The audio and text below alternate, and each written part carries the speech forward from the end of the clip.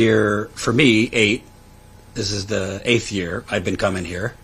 But this is day 4 of our reporting trip. We're shooting a documentary on the 10-year anniversary. And if you believe it, that shirt says Flint's still broken. 5 years and counting. Yeah. It's now 10 years and counting. Sorry we're late. We're actually shooting this live and recording at the same time because we're shooting a documentary for the 10-year anniversary. So it took more time to set up when you're shooting live and recording at the same time. But we have been here since Thursday. And honestly, I said it to you, and this is Jolena Freeman, a water warrior and resident activist.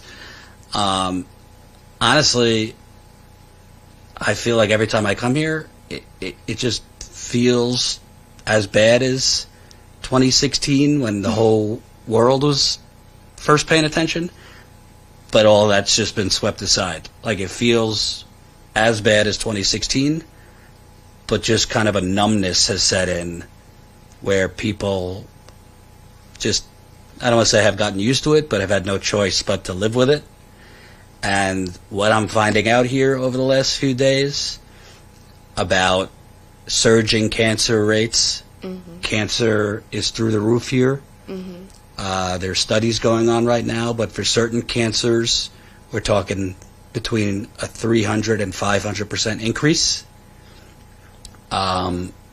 Tragically, you have teenagers who were young children when their water was poisoned are now committing suicide because lead and all the stuff they consumed has damaged their brains, and that affects your mood and depression, anxiety, suicidal feelings. We were just talking, there's very few parents whose children do not have something wrong. Right. Not to mention all the other stuff. No one's in prison. No one looks like they're going to go to prison.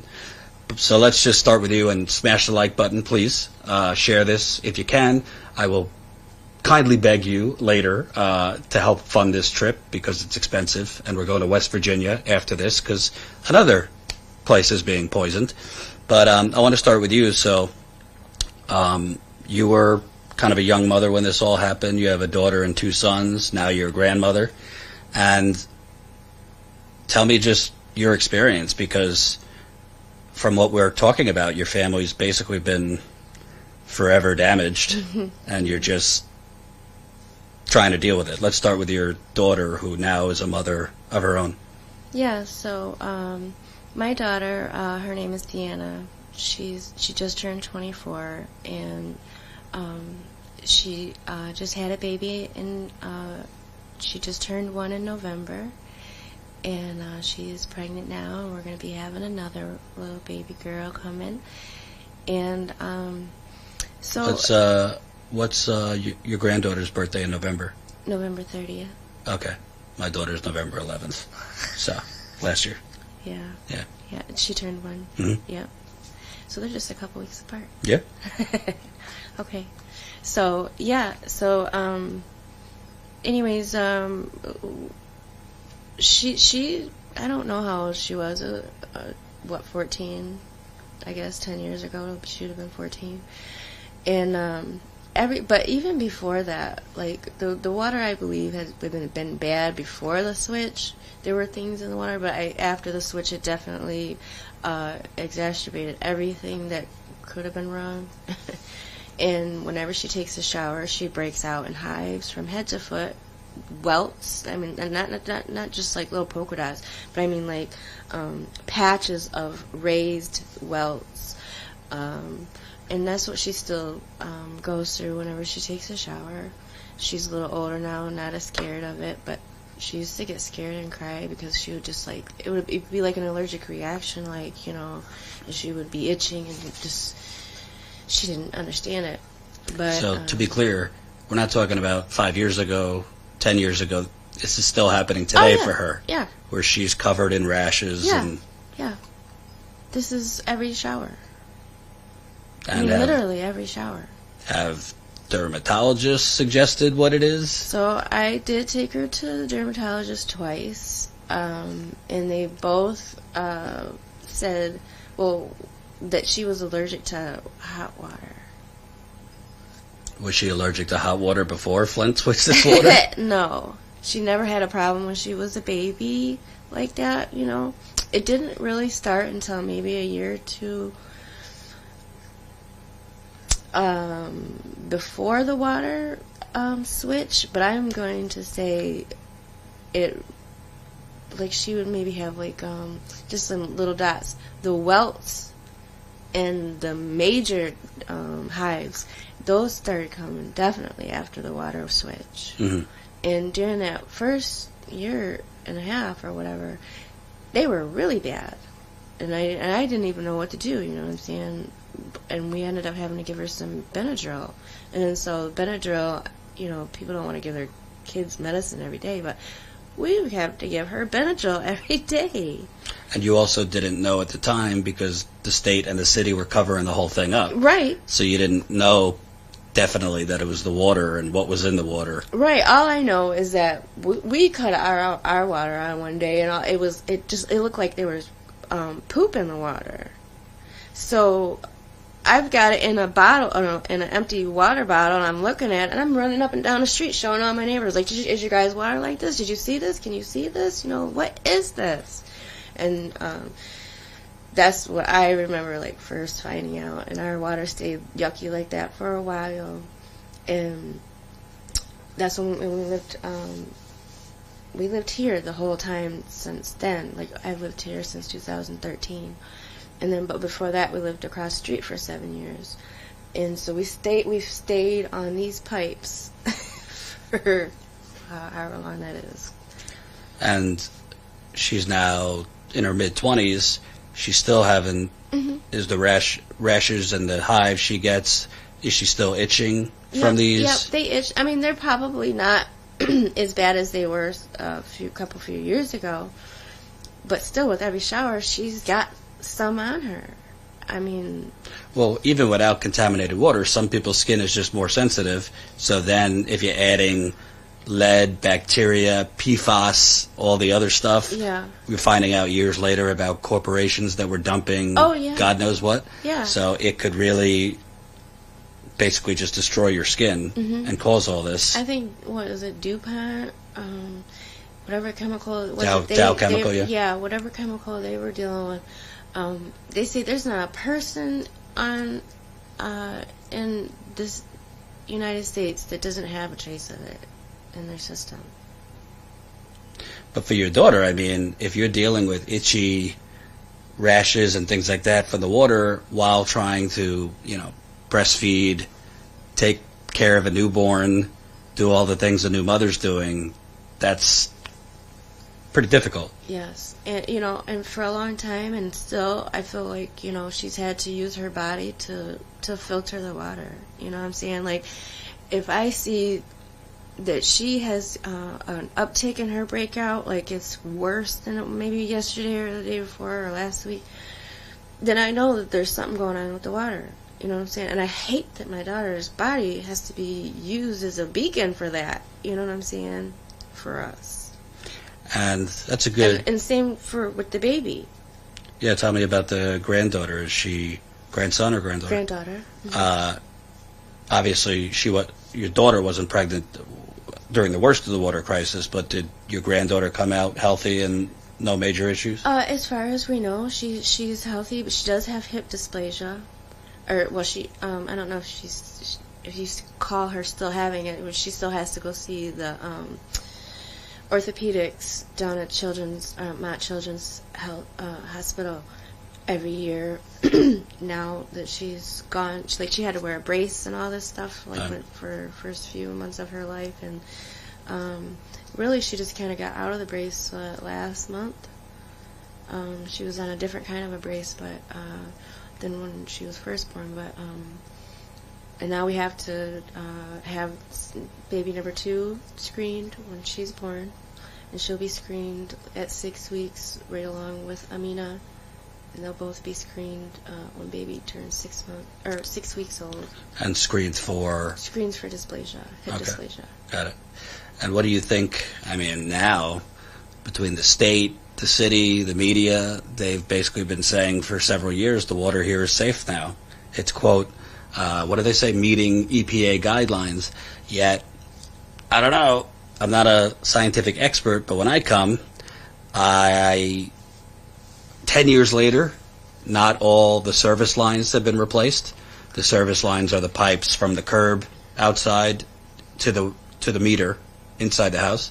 They have not replaced anybody's interior plumbing inside your homes, and they have not replaced the main pipes underneath the street. Right. And we were just, before we came here, running through some of the worst parts of town that are just a sea of abandoned homes. Mm-hmm. So in large parts of the city, water's just stagnant because it's not being used. Yeah, exactly. And every day,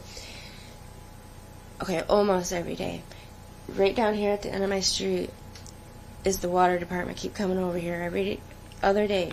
I don't know what they're doing, what's going on, but between there and right here across the street, and right here, like if you look out right here, I mean, I know it's snowing right now, but there's a puddle out there up about 4 houses down. It's just this constant water coming up out of the broken cement right over here. Now, I haven't seen them but do any kind of like digging or anything over here, but I have saw, them posted up over there they're trying to figure out what's going on, because this water is still out here just coming up out of the ground. Is there a fire hydrant down there? There's a fire hydrant right here behind the street, or right across the street, and then there's one, like you kind of got to bend the corner a little bit to where you're on the other street. Actually, is another one where they just took off the hydro flusher that they had on there. We used to have a hydro flusher here, probably about. It's been some years, probably about 4 or 5 years ago, that they had a hydro flusher that they put out here. And I know that the reason why they use the hydro flushers is because of the stagnant water. Now, we don't have necessarily in the circle a whole lot of abandoned houses, but we do have a whole field over there. I don't know if there's pipes that run under that or not, but there's also Cody School that is just right down the street that they have demolished, and it's just a big field, and I can guarantee you they haven't replaced any of those pipes under there. I could tell you asked what are they doing. Well, throughout Flint, not just in 2016, but we're talking modern day, they are flushing the fire hydrants nonstop. Oh, yeah. They are opening the fire hydrants and flushing it because of the stagnant water, mm-hmm. because there's still problems with corrosion, because if you poison a city with toxic acidic water for 2 years, I believe longer than that, but let's say for 2 years, the pipes are badly damaged, and if you don't replace all of the pipes, I'm not just talking about the service lines, I'm talking about all of them. Right. The main pipes, which are largely made of iron, but the problem is when acidic water, let's just say toxic water, goes through iron, galvanized steel, that breeds bacteria. High levels of iron breed bacteria. I've had to learn a lot of this over coming here so much. So you have the main pipes have not been replaced, and they're bursting mm-hmm. all over the town. Oh, yeah. And when I hear people who aren't from Flint, they just say, well, Flint's water's been safe for 5 years. Whenever the EPA declared it, I say, well, why don't you come here?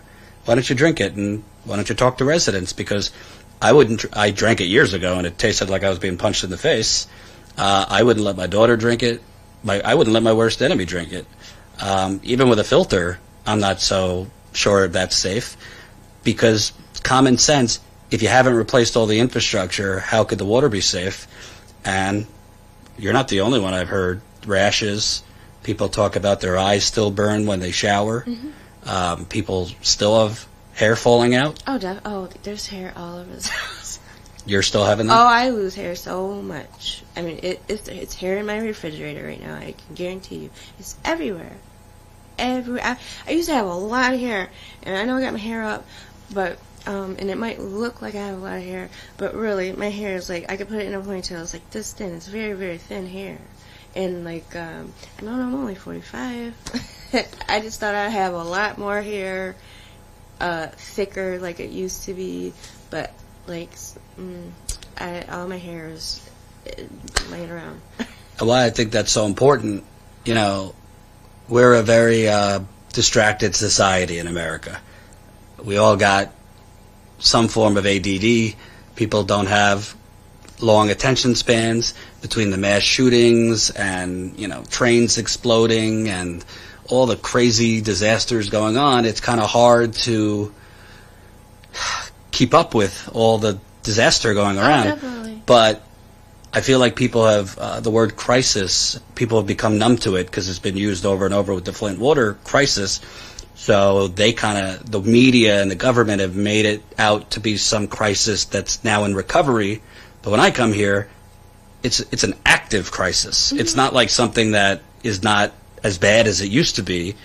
Maybe you don't see the, 2-hour-long lines waiting for water, but that's because they shut all the water pods down. They shut down all the free water stations. But I talk to residents between what you're telling me about the quality of the water, which is still toxic, between residents who are going nearly bankrupt to pay for medical bills because you did not get universal health care here. And then there's the kids, the behavioral problems, the depression, the anxiety. It just seems like this city was sacrificed and now you're being left to kind of suffer. Yeah. With the outcome. Yeah, it feels like Chernobyl or something. You know what I'm saying? I mean, they told the people in Chernobyl, don't have babies. I feel like we shouldn't have babies. There's some people that I know here who won't have babies because they're scared that their child's going to be affected, and they don't want to have a child that's going to be developmentally, disabled or, whatever you want to share, tell me if there's stuff you don't want to share, but we talked about your daughter. You have 2 other sons. Yes. And you have been dealing with, just hearing from you, no parent would want to go through what you've been going through. I guess we could talk about your son that still lives here. He was, when the water switch happened, about 14, 15. About 14 or 15 when the water switch happened? Oh, was it? Yeah. Well, I think he was a little younger. Okay. They didn't declare it.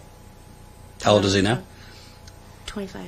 So he was 15 in 2014 when they switched the water. Yeah. So tell me, before that, he was... Oh, he was an outgoing kid. He had lots of friends.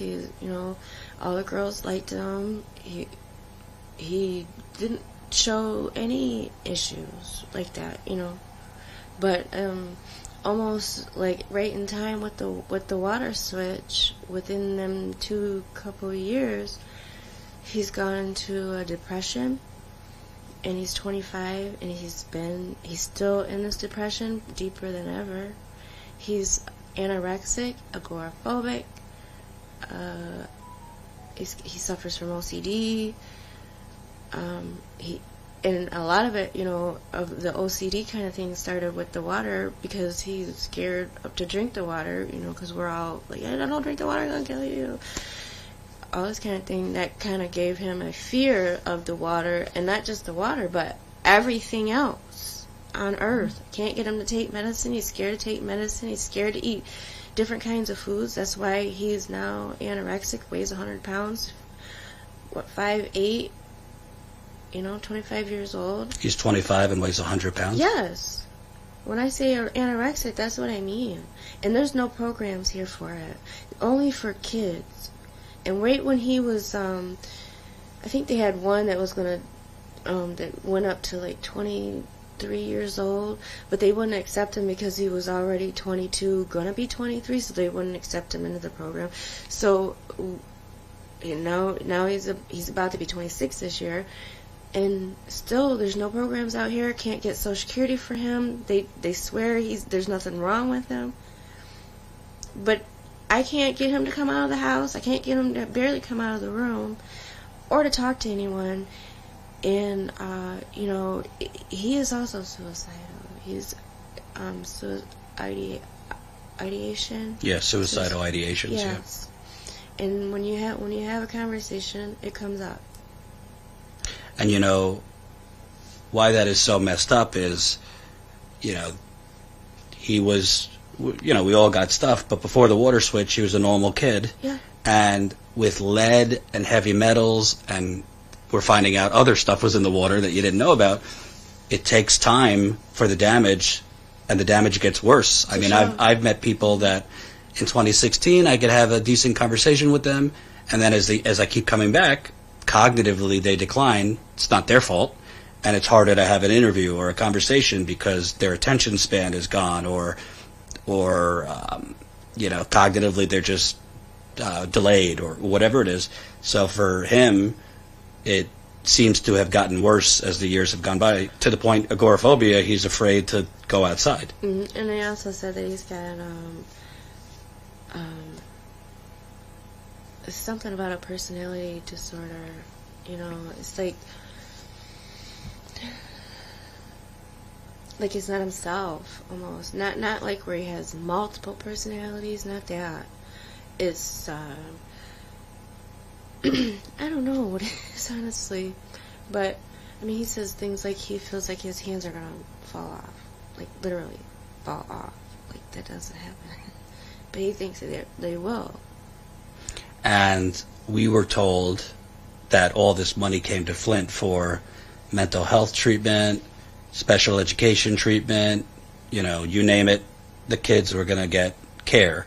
Have you found it easy to get him care? I have found it extremely difficult. And when we did have a case manager who really seemed to connect with Darian, then she got promoted. And we haven't had anyone that can really understand what he's going through and can have a conversation with him without it going crazy. Because it's hard to have a conversation with him. There's a lot of things he doesn't know, but he's far from stupid or anything. He's not dumb at all. And I hate that he feels that way about himself. But it's kind of like he's still a kid, and I'm constantly having to tell him things. And I give him advice, but he thinks I'm being mean, and I don't know. He doesn't act like a 25-year-old that I have ever met. And it's also got to be emotional for you, because he's kind of in, like, when I was 25, I was like drinking and dating and trying to have a good time, and it's kind of like the last period before serious responsibility. Right. So for you, like, he's not... He's still 15. Yeah. He's still 15. Mentally. And the other thing is, because of the agoraphobia, he doesn't want to take medication. Well, because of the OCD. OCD, yeah. Yeah. And he won't go outside. He was afraid to call and reschedule an appointment that he missed because he didn't know how the women who answered the phone, the reception, was gonna take the call. Like, if they was gonna be aggravated with him because he had to reschedule, all this kind of things. Like, he just really overthinks these things because he's not used to being out here and just operating. The simplest things. Yeah. Is immense to him. Yeah. It breaks my heart. And your other son, it's a very tough situation, and I'll just let you kind of explain what you want. But your other son is now in prison, and I guess you'll never know if the water played a part in his actions, but he ultimately ended up killing someone. Yes, he did, unfortunately. And, I'm never going to see my baby again. And they're never going to see their loved ones again. And I don't know how to deal with that. And like you said, just like the water crisis, it kind of puts you in like a shock mode, or you shut down and you just kind of walk around like a zombie. Well, that's how I feel. I got 3 kids, and I just feel like the water crisis, on top of all the other crises that the water crisis caused, I feel like the housing crisis, the school crisis, I just live every day, and I just try to make sure everybody else is okay, but I go crazy inside, but I just, I can't go crazy in front of the kids. I can't lose. I have to be strong for them. And now that my son is in prison, I have to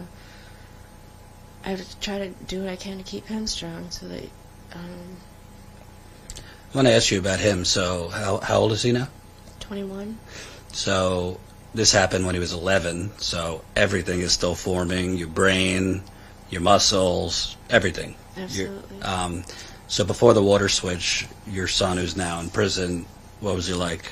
Was he well behaved? He was very well behaved. He went to school every day, had lots of friends. He helped my neighbor out next door, who is older and handicapped, and he would take her dog out for a walk every day, 3-4 times a day.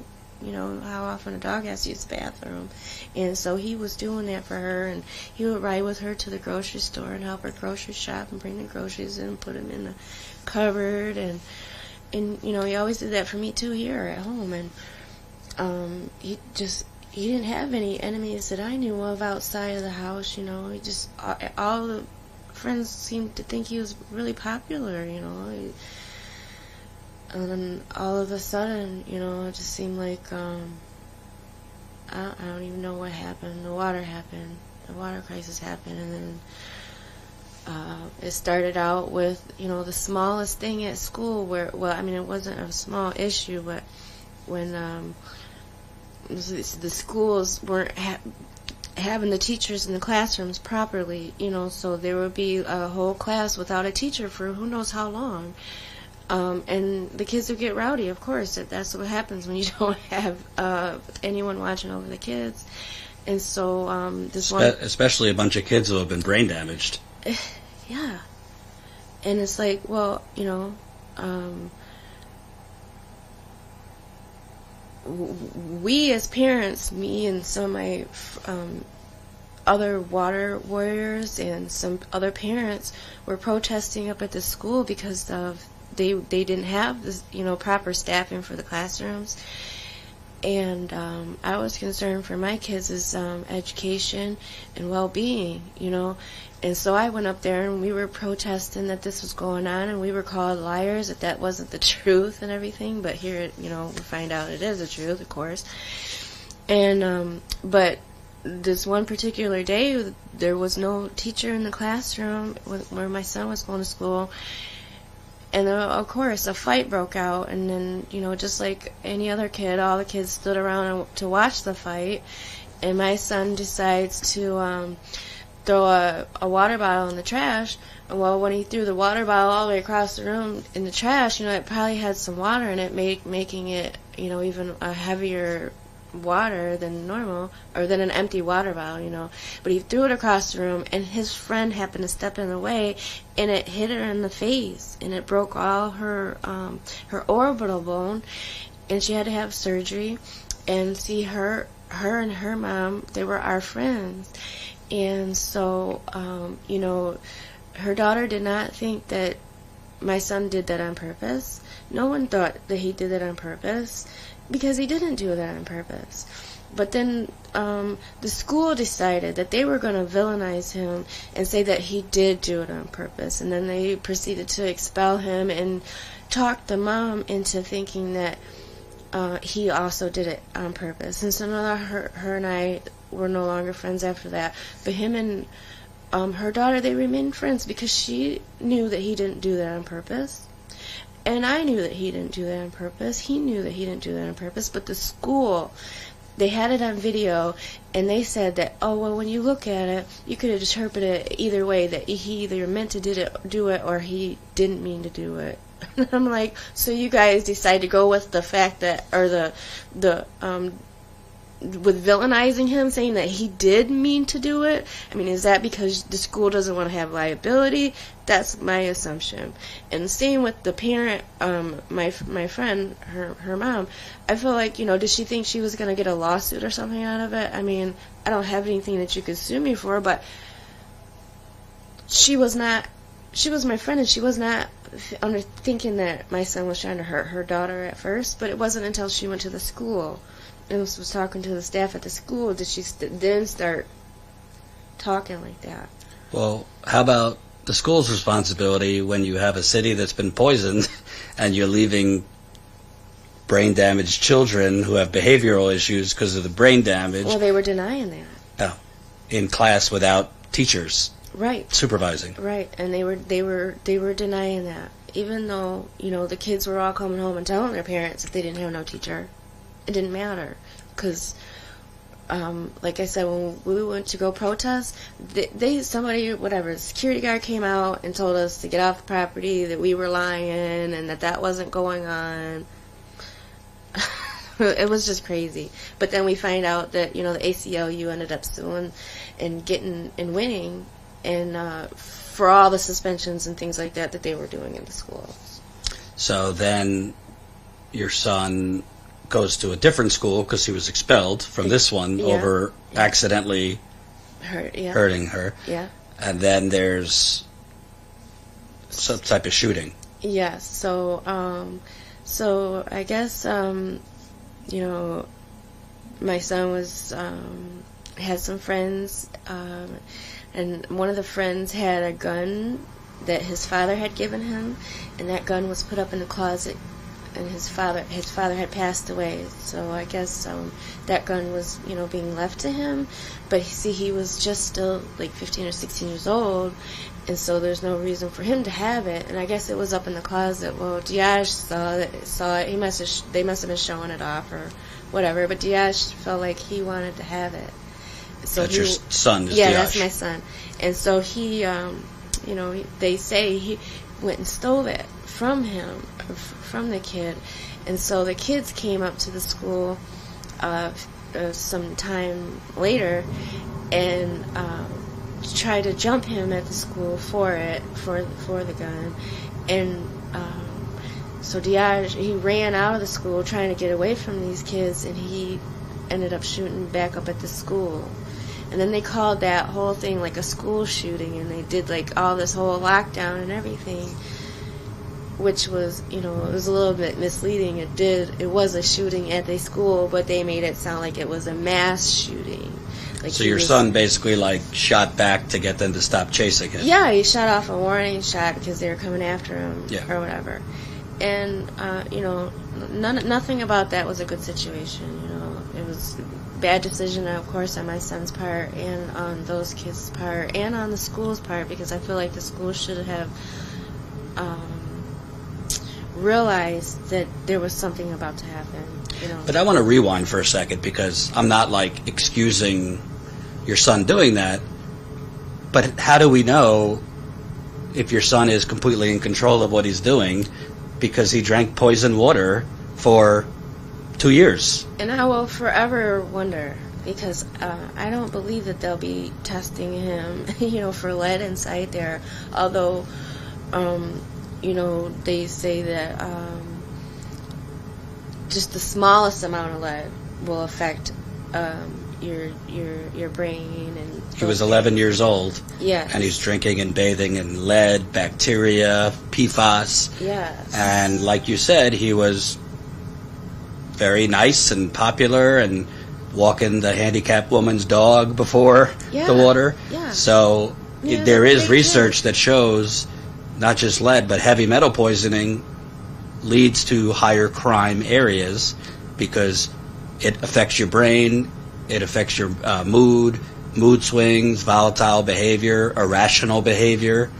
So again, I'm not condoning, shooting backwards, but he was not getting the help, and the schools were not giving these kids the therapy, the services necessary, or educating the parents, really. I mean, what they were telling the parents? Feed them greens, and you'll rid yourself of lead. You got to wash greens with water. Right, more lead water. Right. It just is ridiculous, And I don't care if I was young. There were older people who were older than me that didn't understand what was going on, who probably still today don't understand how bad lead will affect a body and a brain, and so. But I just always say, I was a young parent, and I just didn't know the questions to ask, and it's still, like, questions I don't know to ask. I still don't know how to get help from the doctors about getting help for my grown children now. Yeah. Or myself. Yeah. I don't know how to go about it, I mean, I ask, and like I said, when I took my daughter to the allergist, they laughed at me. I mean, he literally smiled and giggled and was like, she's allergic to hot water. I'm like, I've never heard of this. This is the most ridiculous thing I've ever heard. Here we are, we're in Flint. You know about the water crisis. And you're trying to tell me that my daughter is allergic to water? What is that? And okay, even if she is, that doesn't mean that even if that is a thing, that doesn't mean that the lead and everything wouldn't be affecting her still on top of that. Right. Hello. Like, what? I've never saw another kid break out when they took showers in water. I've never saw that. I remember in 2018, I was here, and I was knocking on doors, looking into how they were cheating on the water testing. They were running people's water before taking the samples, and I saw on the patio of a house a young woman, maybe in her 20s. She was holding her 1-year-old baby, and her black skin had white sores all over it. 1-year-old. On her ears, she had white sores. On her arms, white blisters and rashes all over. And they had just moved into the house like 2 months earlier, and her skin was completely fine before they moved into this house on Wolcott Street. Oh. Yeah. And she was hysterically crying. Her name was Jasmine, because her 1-year-old baby can't stop her from breaking out. There's another empty school over there, right down the street. Couldn't stop her from breaking out. Her boyfriend was showing me his skin. And that was a month after your then governor had declared the water, quote, restored. He said the water's restored based on the cherry-picked bullshit testing that we cheated on and manipulated.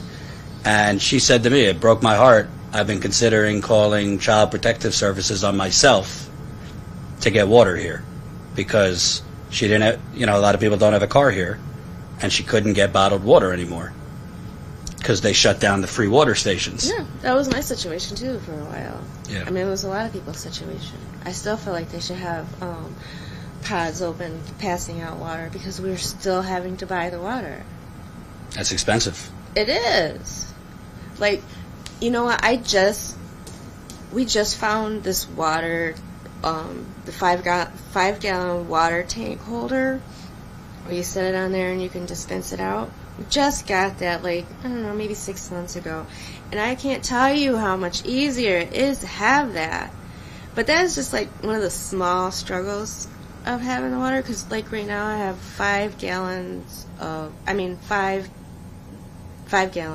water tanks that we have to go fill up. I can't even lift one. Yeah. So it's very irritating.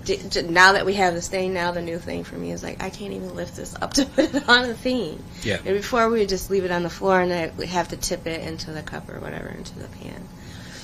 But now we have it on the dispenser, so it's a little easier. It's made life a little easier. But that's also not cheap to get that. We got lucky. Found it for, I don't know, $5 or $10 at a thrift store. It's like some company's old. I mean, it must be from like the 60s. I don't know, but it holds it and it dispenses it out. And I'm thankful for this old piece of thing, because it's hard for me to pick up stuff like that's too heavy. I'm not very strong, and so I am thankful for that stupid little machine.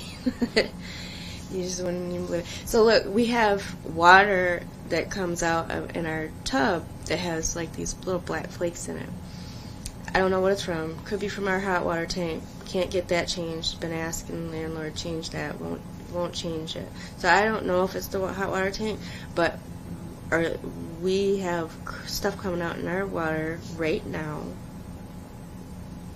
I don't know if anyone's taking a shower in a little while, but usually when you cut it on, I just cut the shower on because I have a filter on the shower. and I don't, and they don't go down in the tub, but when I just turn the faucet on, it comes out in the tub, all this little black stuff comes out, it scratches up my tub, looks like it's like coal or something, because it like leaves all these little black marks. It's 10 years later. Yeah. And they, you know, just last summer I had to call them because that had started happening, and they opened up the fire hydrant out here. They never did anything else other than that. And with the water that comes out of the tap, do you ever see any discoloration? Does it smell? So we get a huge whiff of, I guess, a sulfur fart smell every time. Like, I'm not gonna say every time, but quite a few times when you cut it on. Same with the shower. Same with the sinks in the bathrooms. After they've sat for a little bit, you cut it on and you get the whole. It's gross. It smells like rotten eggs. But the water's fine. Oh yeah, the water's fine. The water is pristine. And let me get back to your son. So there was not a mass shooting. He wasn't shooting anyone, but he shot shot like a warning sign. Right. But then, you know, he kind of lost his way and told you he was going to Massachusetts for a job. Yeah. And then you get a newspaper article? Yeah, somebody sends me a newspaper article. I'm standing in the ER with my daughter because she's throwing up her head off. Not knowing that she was pregnant, we couldn't figure out what was wrong with her. We found out what was wrong with her. But while we were standing there in line waiting to be seen, somebody sent me an article that spoke on, some of my son's name, that they were looking for him because he had shot and killed someone and critically injured another person. And, of course, I didn't think it was my son. I was like, oh, that ain't, yeah, he's down in Massachusetts working, and we find out that, I had the police come to my house and they tell me, he's being looked for this murder and attempted murder. And, this is not my son. It's not my son that anyone knows, and even his friends are probably shocked, that he would do something like this. Because I'm telling you, Diage, he was so popular, everybody liked him, he was funny, all the girls thought he was cute, and he was just, he was smart. He had, like, if I sat too long, he made sure that he was at school on time. You know what I'm saying? He would be on me about, Mom, let's hurry up and get home because I got homework to do. You know what I'm saying? More than I would be. And then to go from that to all these other things, I couldn't understand it, and I still can't. And all I can think of is that it had to be the water. It had to be the water. There was a water crisis. The water was bad. Not only the water was bad, but then the schools started being affected. And I guess maybe the water being bad made people leave the town. And so when kids started leaving schools and just dropping out like flies, the quality of the education and like just being safe in the school just totally went down. And I just feel like it was like all of these things that helped him get to where he was at, or where he's at, And, obviously, if you kill someone, you're going to do time, but sometimes there's extenuating circumstances. I know that you had to watch through Zoom the trial because you couldn't afford to go. Yeah. But did they take into consideration that he was a Flint kid that consumed that toxic water and maybe it affected his behavior? You would think that, especially after I talked about it to the person who called me to ask me about Diage, to give like a character witness statement, or I don't know what they call it, but it was to be considered for sentencing. And after I sat here and told her, like, our whole story about the water crisis and how he was affected, how my other kids have been affected, how other kids in the town have been affected, not one word of that was mentioned during his sentencing. And instead, he was looked at like he had no remorse and all of this. And he does have remorse. And I know he probably had remorse as soon as he did that. You know, being his mom, but they don't think that he did, you know. But they told us, you know, don't talk about it, so we couldn't talk about it. So I just kept telling him, you know, don't talk to the police. And I think that's part of the reason why he got a lot of time and no one else was even charged. Like, you know, he wasn't the only one at the house. He was the only one who got charged with anything. Right. At all. And, but he was the only one who, or he wasn't the only one there and he was the only one charged. And so, but I had instructed him, you know, don't talk to the police. You need to wait for your lawyer.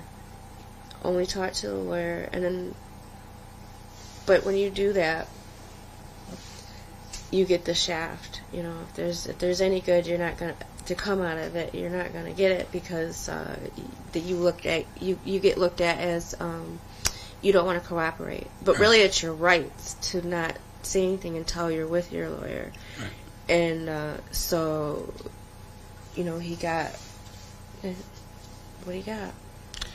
You know, how many other kids that were 11 or whatever, young children during this poisoning, you know, they only at first they really focused on kids under 6 and then they kind of expanded out, but how many other kids who are now teens or young adults are going to end up in prison because they can't function educationally, they can't, maybe they could hold a job, maybe they can't, but they kind of just lost because cognitively they can't function, whether it's ADHD, you know, learning disabilities, autism, behavioral issues, crime, and instead of the community reacting, oh, you were poisoned, let's actually give you treatment for mental health, you know, social anxiety, whatever it is, they're just going to treat them like anybody else and throw them in. And villainize them. As if they just decided one day to just be the most worst person in the world or whatever the issue is. It must be because of their decision, their own decision. That's how they were born. They're born fucked up, so they're going to make fucked up decisions, and all kids from Flint are fucked up. And we don't give a fuck about them. That's what they feel. They make it seem like, you know, they're doing all these things to help the kids, but they're not. You know, they gave all this money to the mental health people to help the kids. Do you know all they have is a freaking new building? That's it. I see a lot of nonprofits that got a lot of money. Oh, there's a ton of nonprofits that are getting all this money. No, none of the things that really matter are getting money. Because there should be an obvious, like, residents should know, here's where you go, here's all the treatment, it's free, here's where you go. That should be what's going on. There should be, like, one central hub, or different, but it should be very obvious where you could get the various treatments and help you need, because you didn't poison yourself. But people I talk to, they don't really know what's going on or where you go, and it seems like you have to go through all this red tape and call different numbers, and you get bounced around to different people. It seems to me they kind of are just leaving you to fend for yourself. It's really just about making money.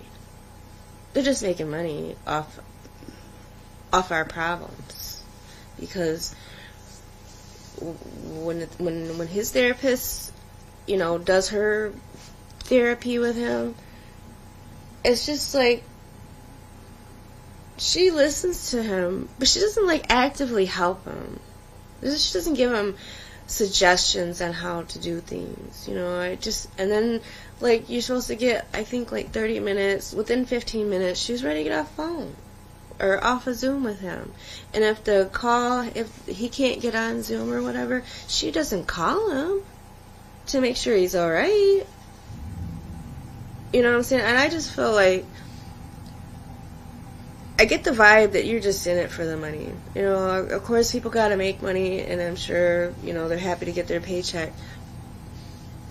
But they ain't doing a whole lot to earn them paychecks, I don't think. There's just a lot of kids around here who could benefit from having a therapist that really cared about them. But they're so ready to just send a kid to juvie, or to just, like I said, to villainize the kid and make it so that the teachers don't want to deal with the kids. They just keep getting moved around. Like, they were moving my kids from the regular school program into the ALA program, or whatever you call it, without my permission. How are you going to unenroll my kid and enroll them in another program? I could have swore I was the parent. I could have swore I wanted my kid at this school, not at this school. That's why I brought him to this school.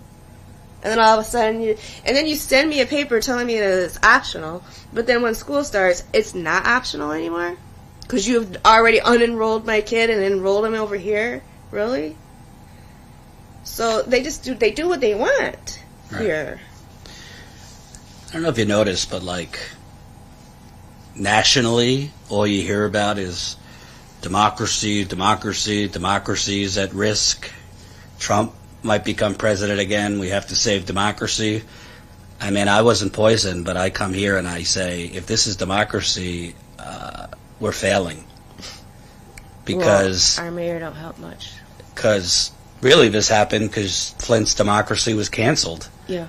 The governor, if you don't know, Governor Snyder in 2011 just declared a financial emergency, put in an unelected king who took power away from the elected mayor and city council, and that unelected emergency manager, and then 3 others after, they made all the moves and decisions that caused you to go to the Flint River.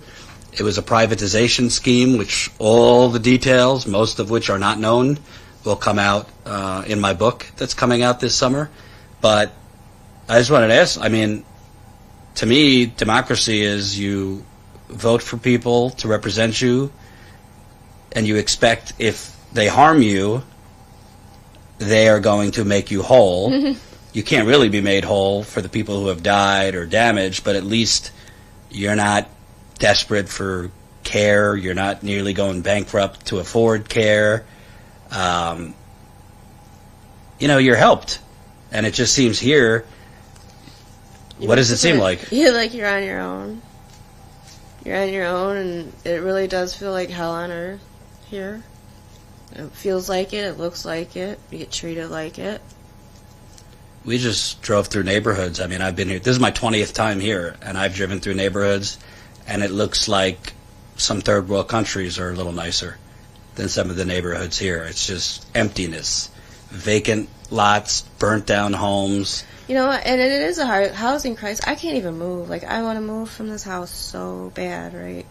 Like, there's all kinds of things going on with this house, even though I'm in a circle, so we're kind of tucked off. But all around us isn't, and we hear all the gunshots. And I'm not saying that there ain't gunshots that's happening on these 3 streets right here that are part of the circle. But it's terrible. I forgot what I was about to say, but it is just terrible. I just know it's terrible. I want to get out of this house, but I can't move because the houses that are for rent, you got all these people coming in and buying up a ton of houses and then fixing them up and then renting them out for like $1,400. Who can freaking afford that? And then they put in that you have to make 3 times that rent. So you have to have dang near $4,000-$5,000 to move. Well, a lot of the money that was supposed to go to you, the residents, have ended up going to real estate developers. Who are here basically putting us out of our homes that we had here to live in, you know, move out and other people move in. Because now you have houses that are abandoned, tore up, you can't move into them. Or now you get a choice of a great apartment, you know, probably, I don't know how much they're charging for renting these apartments, but it's supposed to be income-friendly apartments. But probably only half of them, or a certain set amount, are, you know, a subsidy, and the other ones are like regular amount. And I haven't looked into an apartment because I don't want to live in an apartment. I want to live in a house with a yard. You know what I'm saying? Not into a project. Our projects around here have not ever turned out great. You know what I'm saying? We still got 2-3 of them that are still operational, and no one wants to go into those areas. And the people who do live in the areas have no choice but to live in the areas. Right. You know what I'm saying? So, I mean, you know, not to air all my business out, but I am on Section 8, and I can't move. I cannot move from here. Because if I move from here, it will be a downgrade. Well, a lot of people who don't really get it have said, well, if it's so bad in Flint, why don't you move? And I don't think they realize, are you going to buy these people's house that has damaged infrastructure? The pipes are corroded. Right. Your house value has gone down because of the Flint water crisis. And that's the homeowners, the few that there are. Yeah. All the rest of the people are here renting, probably barely getting by. Yeah. And also can't move because there's nowhere to move except for these new apartments that they keep building. And they're tearing down the houses and they won't let you rebuild. In 2009, when Obamacare and all that was happening, a Senator, Max Baucus, he pushed into Obamacare that I will vote for it, and they needed every Democrat's vote, Obama did, if you give my people in Libby, Montana, Medicare for all. Because in Libby, Montana, they had a asbestos disaster. Oh, yeah. The only difference between Libby, Montana and Flint is Libby's 96% white. Mm-hmm. Flint, last I checked, was 50-something% black. Yeah, like 57. Yeah. 58. So, I don't know, 10 years later, everybody could have their different political views, because some people are for universal health care, some people love their private insurance, but it seems downright criminal that you said you can't get Social Security for your son, none of you have Medicare for all or universal health care, so certain people aren't going to doctors because they can't, Medicaid won't cover it. Right. So what are you just supposed, and by the way, for a lot of people don't know this, but for a lot of these issues from heavy metal poisoning, a regular doctor can't help you. They're not experts on heavy metal poisoning, bacterial stuff. So you need specialists, you need environmental doctors, and most insurances don't cover that. And you gotta know about those things to be able to know to look for that. Right. You know what I'm saying? Because you might keep going to the doctor 100 times thinking that at some point this doctor is going to be like, tell you something, the water did something to you. But they're not. Because, like, I don't know why. Well, I think a lot of them don't want to be thrown into the limelight and crucified for bringing down Flint. I could give a theory. You want my theory? And I think it's pretty damn on the spot. A lot of these doctors are part of hospital systems that receive money from the state of Michigan. A lot of these doctors are part of hospital systems that receive money from certain foundations that are rather large in Flint. And the state of Michigan and those foundations seem to have wanted this water crisis over. Oh, yeah. Many years ago. So Definitely. Those doctors might not want to blame the water on things because in doing that, you're going to have a lot of patients with diagnosed way more things diagnosed as due to from the water, and then you're going to have way more of a disaster here. And now every time I've gone to the doctor, and I go to doctors here in Flint, they don't have a clue about what's going on. I mean, yeah, they've heard about the water crisis. Right? Everybody's kind of heard about the water crisis, but they don't know about the water crisis. And if they do, you know, they just act like they're dumb as a box of rocks about it. Because I asked my kids' doctor, this was like when they were littler, I was letting her know about the water crisis, and I wanted to know why is Deanna breaking out like this, you know, and this and that. And she just acted like she had no clue about the water crisis. And now, all over in her office, I see Dr. Mona's pictures everywhere. So now you can't act like you don't know about the water. I mean, you got her pictures up in your office. I got 2 more questions. You know, to me, I think a big part of the Flint water crisis is the media has basically buried it. The media nationally covered this for a whole week in 2016. Everybody was here. You saw on, you know, the national news the long lines of cars waiting for water. You saw those horrible images of babies and kids with rashes. And then they went back to Trump. And they never left. They go from Trump, you know, January 6th, whatever, you know, many other things. I'm not saying there's not other news to cover, but it seems really messed up. It seems very messed up that a whole city could be poisoned, and the media pays attention to it, if you want to be generous, maybe for a month. And other than that, they'll cover it on an anniversary. They'll cover it, maybe a human interest piece about one family. But there's no, other than myself and maybe 1 or 2 other reporters, there's very little investigative reporting. I've basically uncovered 75% of the cover-up because I've kept coming back because I love Flint, but like I don't want to keep coming back. I come back because the media that's here it's amazing. Is sitting on their ass doing nothing. It's amazing. I have brought to the Detroit Free Press, the Detroit News, the Flint Journal, I've just handed them like documents from the criminal investigation that showed serious corruption that poisoned you, and they make excuses not to cover it. The national media. Maybe you got the Flint touch. Maybe I brought the national media stories that were pretty scandalous, and I've even been asked, is there a Trump angle to it? Is there a way to connect it to Trump? One outlet asked me.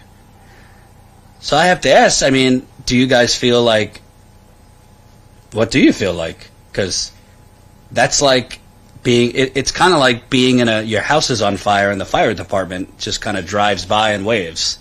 That's how I feel. That's what I'm saying. We have just been left here to just suffer. It feels like Chernobyl. Like, you know, you got to stay away from you because if we get too close, we'll get poisoned also. You know what I'm saying? And that's how I feel. I don't feel like they feel like they'll get poisoned. I mean, they probably do if they won't drink the water. I know that. But, you know, it's like Flint just has a bad rep. You know, they got a bad rep for the murder rates, all kinds of things. Flint. And if you're dealing with Flint, you're basically dealing with the bad folks. You know what I'm saying? And if you're dealing with them, then you ain't worth the time of day either. You know what I'm saying? So you must be like us if you feel the same suffering, and you can also see that the water's still not safe here and that there's lies and cover-ups going on. Because you see that, you're basically one of us.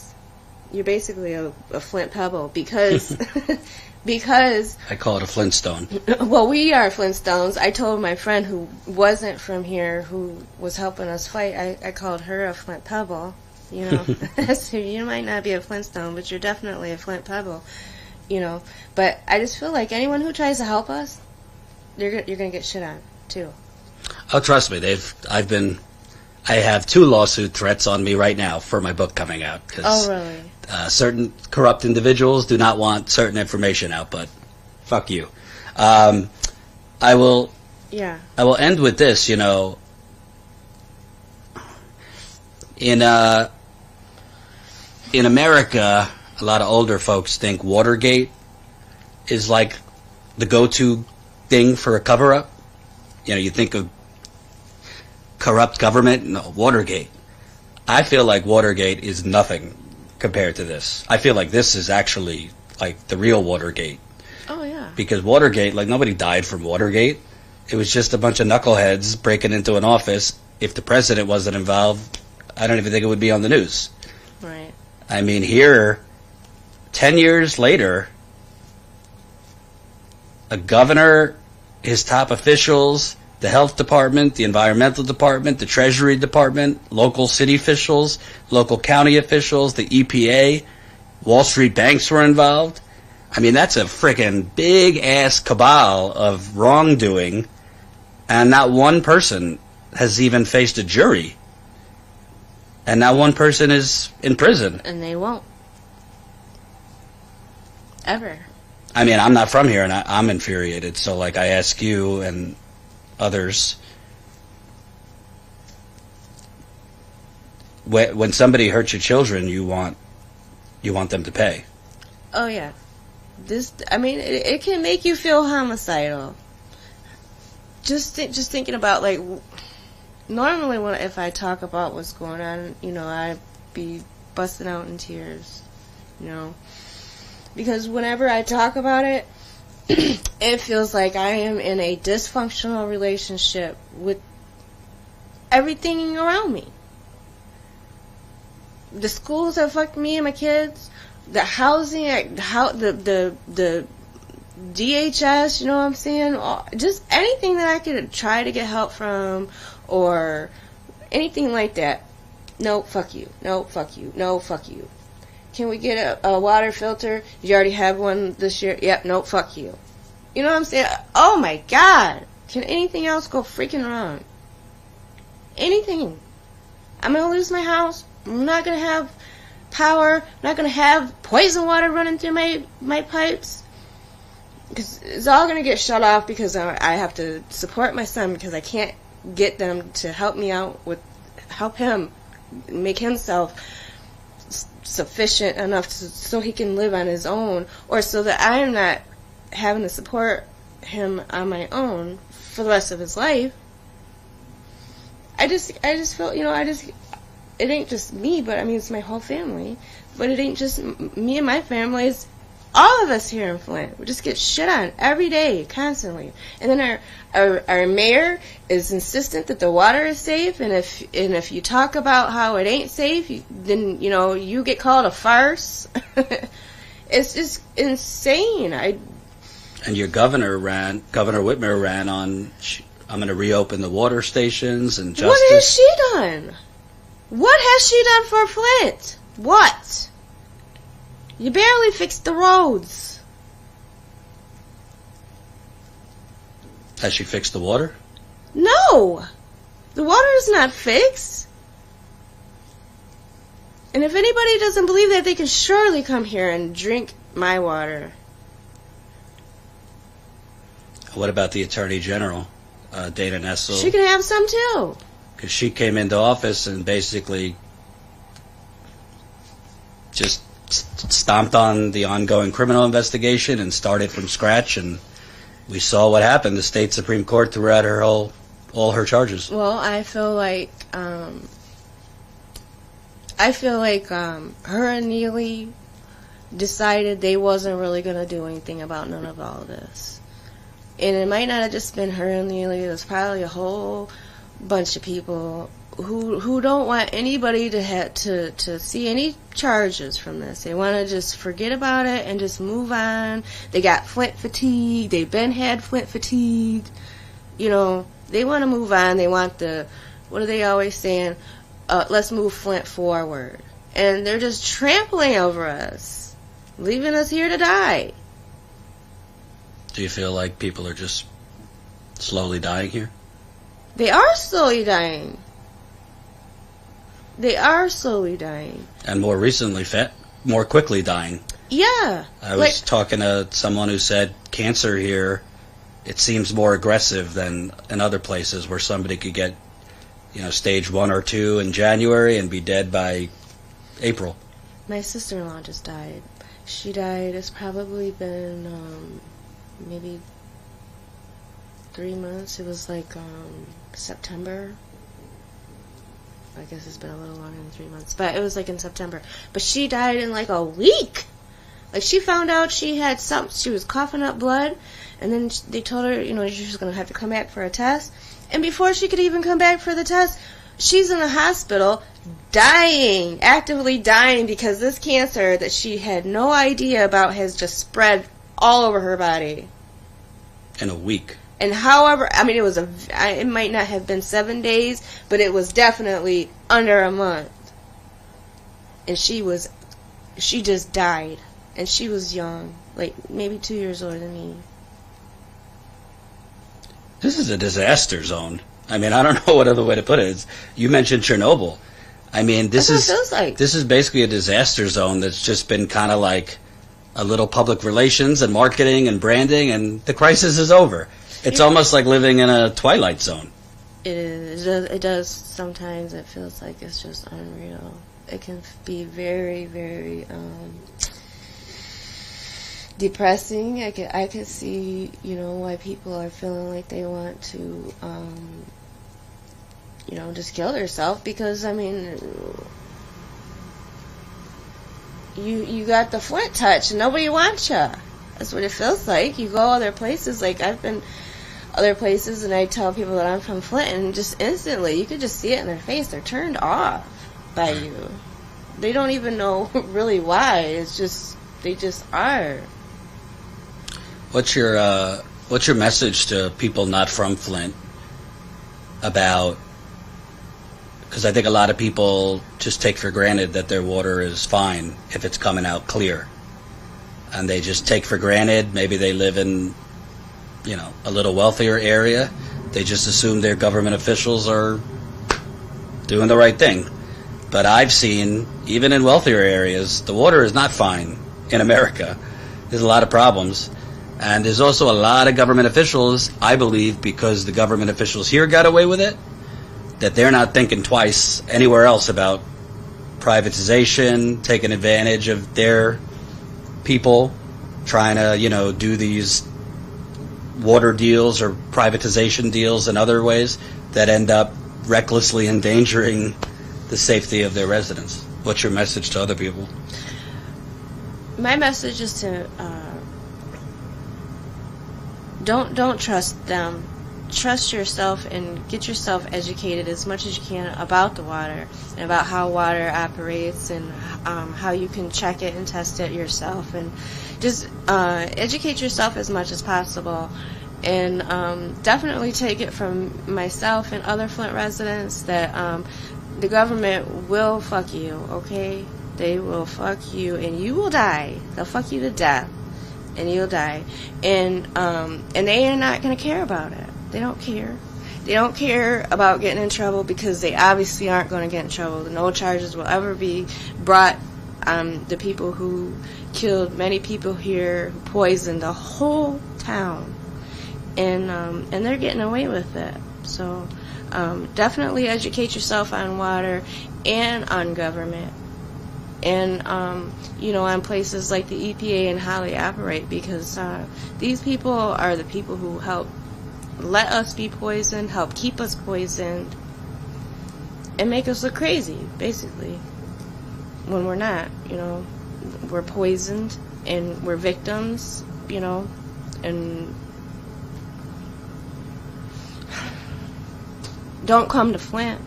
Don't buy in Flint. Don't invest in Flint, because if you do, you're really just hurting us residents here that are already here. I don't know how, but somehow other people's interest in Flint is hurting us here. I don't know how to explain it all, but I know that's what's happening. I feel it. I feel it. I see it. And just stay safe as best as you can. Thank you. You can turn that one off.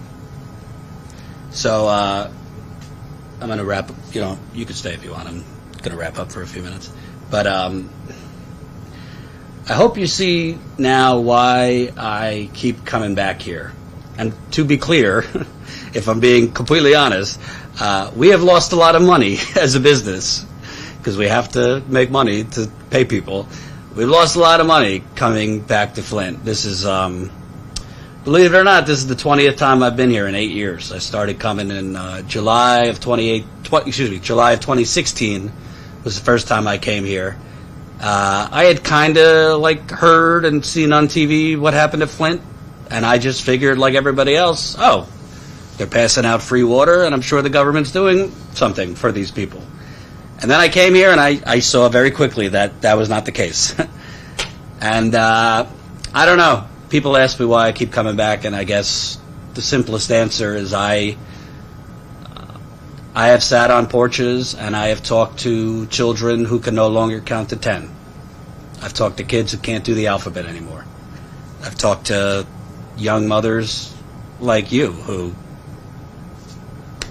I don't want to say your family's destroyed, but in a way, it is. It is. Families are destroyed. I've personally lost people that have become my friends here, like Tony and Virginia Murphy and Clara, and I mean the list goes too long of people that I just told John, because we just wrapped an interview with somebody else before this. Every time I'm here, when you end an interview, I do not know if I will see that person ever again, because you do not know if they're going to die, even young people. Absolutely. And I guess, people get into this line of work for different reasons, but I did not get into this to only focus on the stories that I know will explode and go viral, because sadly in today's media, these stories are the exact ones that will not go viral, that will not blow up, because our media has been purchased by corporate America, and corporations own most of our media, and corporations do not want this disgusting, horrific, shameful stuff out there. They just want people to believe in the illusion that this is some thriving democracy and the economy's wonderful and the water's great and black wages are rising, and it's all bullshit. And I'll come here 20 times, 50 times, 100 times, it doesn't matter whether 5 people are watching or 5 million people. I think that you cannot, as a journalist or just anyone, you cannot allow the normalization of Americans being poisoned by their government, whether it's intentional or not. I believe this was intentional. But you cannot allow the poisoning of your people to be normalized. You can't allow it to be normalized to poison people, then cover it up and leave them to slowly die, which is exactly what's happening here.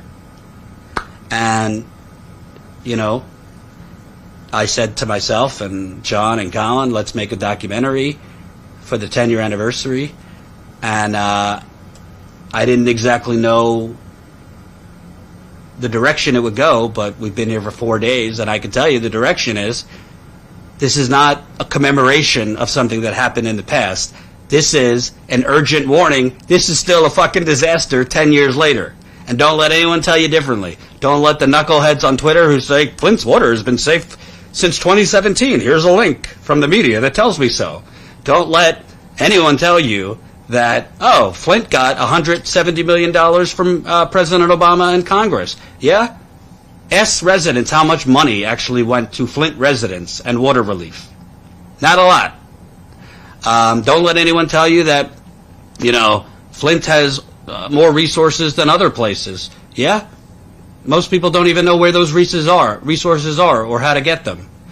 Don't let anyone tell you that the lead levels in other places are 30 times worse than Flint's. Who the fuck knows what the real lead levels are here? I've already broken multiple stories that they've been cheating on the water testing. How is the lead level so much better if they haven't even replaced all the plumbing and the pipes in 10 years? And by the way, it wasn't only lead. There's bacterial issues. There's PFAS, which are those forever chemicals that are popping up everywhere. Now residents I just spoke with the other day are telling me they found out of other corporations that were dumping their waste right in the Flint River. I mean, this is a disaster, but our media and our society is not wired to keep their minds around something for longer than a few days. I mean, hell, a school could be shot up and 20 children could die. Uvalde, Texas, what was that, 20, 25? It's covered for a week, maybe 2 weeks, and then people move on. And I'm not criticizing you, the people, because the people watching, you're working 2 jobs, or you're raising kids. Your health care is going up, your rent is going up, your groceries are going up, your electricity is going up. Who the hell, when you do have a moment to spare, you want to just watch TV that numbs your brain and escape it all. So I understand. But this is really, to me, this is 110% the worst, the biggest government cover-up of the 21st century. I don't want to hear about Wall Street, even though that was, Watergate, even though that was the 20th century. Watergate was nothing compared to this. Don't talk to me about 9/11 and all you conspiracy kooks. This is worse. And by the way, we should also say, there is no way to know how many people have truly died from this water crisis. The state of Michigan put out bullshit numbers that 12 people died. Yeah, I got a 6-pack. Okay? Bullshit, 12 people died. People are dropping like flies all over this city, and it's not from the weather. Heavy metals damage every single part of your body. Your nervous system, your endocrine system, your lymph nodes, your brain, digestive, muscle, bone, you name it. Heavy metals and other stuff in that water attack your body, and it doesn't. It develops over years. For some people, they get sick very quickly. For others, it could take 3 years, 5 years, 10 years when the cancer shows up. And it just really angers me. And if my wife is watching, I don't know. My wife understands why I'm so passionate about this, but sometimes I think she looks at me when it's Saturday and it's like 10 o'clock at night and I'm looking through Flint documents or, all the time I spent on this, and she's never been here. And she maybe doesn't get it, because how could you get it if you've never seen this up close? I hope people are understand. John, I think, gets it now too, because this is your first time here? Second time. Yeah. You don't truly get it until you talk to the people, you visit the families, you look at the water, you smell the water, you taste the water. This is like a Hunger Games situation, if you've ever watched the Hunger Games. And like the tune. It's just a disaster. And I truly wish that we had a healthy media, that these were the stories that exploded. I really wish that I didn't have to beg viewers for money to help fund this reporting, but I do, because we don't have a wealthy investor. Never have, probably never will. We don't have massive donors who are giving money to the Democrats or the Republicans or nonprofits here that want to give me $500,000 to $1 million so I could actually hire a staff. Poor John is doing the job of 5 people probably. He's shooting a documentary while we're going live. We're running around to interviews, but we also have to run around to try and get what they call B-roll, which is just video and, photos, because we're making a documentary, so you want to have video and photos. Anyway, I kindly ask you, and I sent that an email earlier, because frankly, it causes a little anxiety. We need your help. I mean, we're in Flint. We're going to West Virginia next. This trip, Flint and then West Virginia, is crunching the numbers, costing over $6,000. The flights for me and John to Detroit, then driving from Detroit to Flint, renting a car, which is a big scam, plus insurance. That's $500 for 4 days in Flint. Then you put in hotels, food. We had to go to Best Buy, Guitar Center, and one other place for different stuff for the camera and microphone. Lapels we're wearing here. Then West Virginia. Don't even get me started. I'm so angry at myself because I was going to book a flight yesterday to West Virginia. It was like $300. I figured it would be the same later on.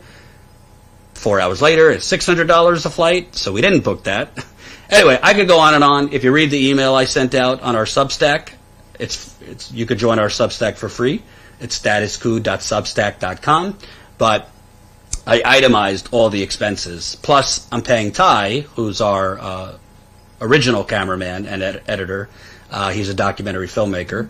I'm paying him to do a documentary on this, to make it as good as possible, because I want people that see this to really get the message that this is not a crisis in the past, this is a crisis right now. So we're paying Ty to make a documentary. That's expensive. Like I said, West Virginia, flights there, or rent-a-car, hotels, food. All this expense is in large part why most other outlets don't do this, besides the fact that they don't care to do it. It's expensive. And we've been doing this as long as we can on a shoestring budget, but at a certain point, I'm gonna have to make cuts and cut people that I don't want to cut and cut costs that I don't want to cut because I don't have a money tree growing out of my anus or backyard. So if you can, I know it's tough for everybody, but if you can, right now I'm just looking to break as even as I can on this trip. So if you could donate, we've gotten a few donations today. I'll read them out. But if you could donate any amount, it would make a really big difference. I can't tell you how many trips I've been where I'm feeling like this, where it's like, holy shit, I'm seeing like $5,000 out the door and we've made $100 in donations, and I'm like melting down. And then like, if there is a God, some magical special person donates like $1,000, and that's like a huge thing a huge, boulder off my shoulder. And then all of a sudden people start donating $50 or $100, and before you know it, maybe we don't like completely break even, but at least like we're offsetting some of the costs. So if you have a magic solution for how we can get more money into this company without selling out, I'm all ears. I've tried pretty much everything without prostituting myself. But please donate. StatusCoup.com/donate. StatusCoup.com/donate. Again, we've been here for 4 days in Flint. We're going to West Virginia next. Probably be in West Virginia 3 or 4 days. Their water is poisoned now. They're getting orange and black water. I don't know if you knew that. Because a coal mine poisoned their water, and then the state environmental department thought it would be a good idea to take that contaminated water that has crazy levels of arsenic and lead in it, dump it in a creek, which is right next to residents' water wells. So now residents are getting sick all over West Virginia, and the media doesn't give a shit about that either. So please, taking off the glasses, and I'm not beyond begging. If you got, to those who can donate more, please do. I appreciate it. But for those that could only donate $5, it makes a difference. $10 makes a big difference. StatusCoup.com/donate. I don't know how many people are watching right now, but let's say there's 150 people watching. If everybody donates $10, I can't do math. I think that's about $1,000. We just need to make as much as we can because I don't want to have to scale back the amount we travel and go on the road. Because remember, Lewis was just in East Palestine. John's been reporting from these protests. There's a lot of other stuff we do, too, that has costed a lot of money. So please support us, StatusCoup.com/donate. I will read a couple chats because I want to get out of your hair. Karchin, hope I'm pronouncing that right, $50. You need help, my friend. This is literally the best I could do at the moment. Thank you for telling the children what is necessary to be heard. It's a shame that the children actually don't listen unless they're directly involved.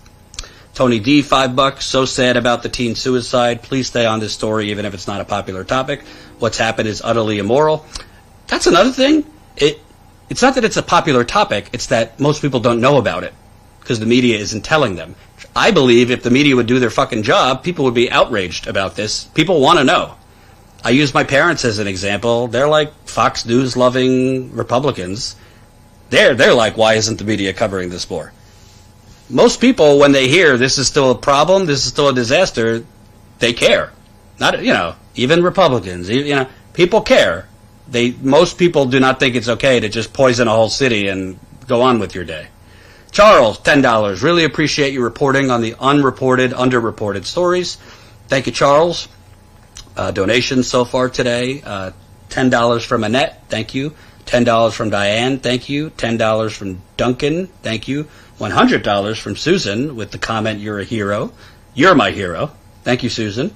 $50 Bonnie, your reporting is incomparable. Here's a small gift to help you stay on the course. Thank you so much, Bonnie. $25 from Diane. Thank you, Diane. $10 from Chris. Thank you. $50 from Barbara. Jordan, you got it, bro. Just please never stop keeping on keeping on. Thank you, Barbara. $7 from Kate. Thank you. $15 from Paul. Thanks for all you do. $10 from David. Thank you. $10 from Daniel. $10 from Rachel. $10 from Jim. Yay, Status Coup. I love you guys. Thank you. Thank you. Marco signed up as a Status Coup member. That's another thing. If you're not yet a member, that's how we build for the long term. People signing up at $5, $10 a month. So thank you for signing up as a member. Oral Moral Compass on YouTube gifted 3 new memberships. Thank you, Moral Compass. Moral Compass said 2023 DoD budget $816 billion. Where are our priorities? Hey, get with the program. It's 2024. It's now near $900 billion. Near $900 billion for the military, and you can't get clean water and services for your kids or them to come here. Yeah. Let's see if I missed anything. Rosemary, $25. Thank you for covering the health situation in Flint. Absolutely. $20. Naujed, hope I pronounced that right. $20. I know YouTube takes a big percentage. Is there another way to donate and you get a larger percentage? StatusCoup.com/donate. Thank you for bringing that up. YouTube does like to take 30% of your super chats. So if you want to get us more of the money directly, that's StatusCoup.com/donate. When you go to StatusCoup.com/donate, you can set up a one-time donation, or you could set up a recurring donation. So we have some fine folks who donate, $10 a month or whatever. But you could do a one-time, a monthly, a yearly. There's several options. YouTube, Moral Compass, gifted another membership. So thank you so much. Hope I didn't miss anything. I think I got it.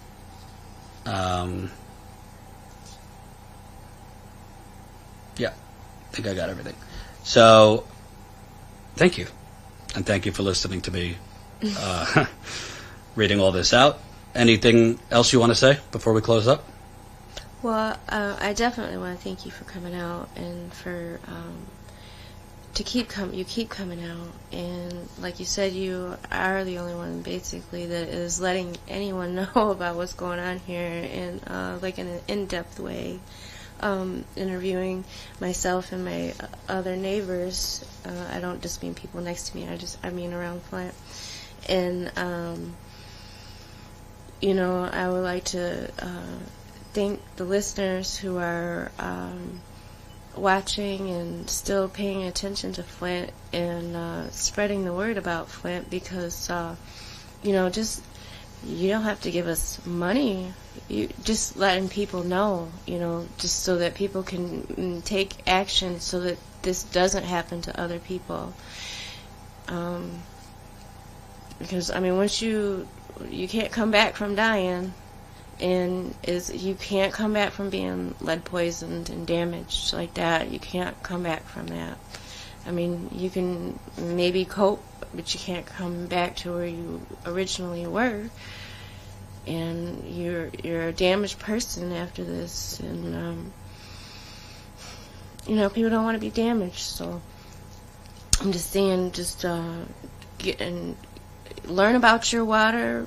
Don't think for 1 second that your governments are going to be truthful to you, because when there is a crisis, you're the last one to know.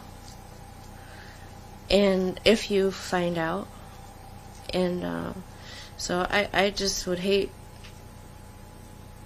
anyone else to feel like we do here. It's terrible. It's a horrible way to live, and it's horrible things that we've had to deal with as an outcome of this. And next to losing someone through death, losing someone to the prison system for life, it's terrible. So, keep paying attention to Jordan, because I'm sure he'll be back. And we have our commemoration coming on April 25th this year, and we hope to see Jordan back. I'll be. And thank you so much. Absolutely. And thanks a million. And you too. Thank you. So that's it for today. Most of what we've done here, most of what we've done over the few days here, you won't see till April 25th because we've been shooting a documentary. So I think we've done at least 9 or 10 interviews so far. Yeah. I feel it. It might be an hour documentary. Yeah, it might be an hour documentary. We've packed, normally this would have taken a week, 2 weeks. We've packed it into 4 or 5 days. So it will be out at the end of April 25th. And I was thinking it was going to be 25 minutes, but it might be longer, which that's fine. But like I said, next up is West Virginia. So please, again, support us if you can. StatusCoup.com/donate. You could also become a member. If you ask me, Jordan, which one do you want? Become a member. That's StatusCoup.com/join. You could become a member for $5 to $10 a month because that's stable money coming in every month. If you're already a member and can afford a couple bucks in donation, that's fine. Because as kindly and humbly as I could say, do you see anyone else doing this? I really ask you. Do you see CNN doing this other than on an anniversary and just repeating what the state tells them? Do you see even other independent media staying on Flint? I don't. I know of two other, who have stayed on Flint. That's it. In America. And neither of them work for corporate media. They're both independent. The rest of the media, Detroit Free Press, Detroit News, Flint Journal, might as well be sleeping. They're not doing what we're doing. And they're not telling the truth. So, thank you for watching. Again, share this, donate, membership, and we will... Oh, make sure you're following us on Substack, because that's where we're updating you on the trip. So that's StatusCoup.substack.com. You could join there for free. It doesn't cost anything, and that's where you'll get updates on when we're going live, where we're going, yada, yada, yada. Have a good night and rest of your weekend.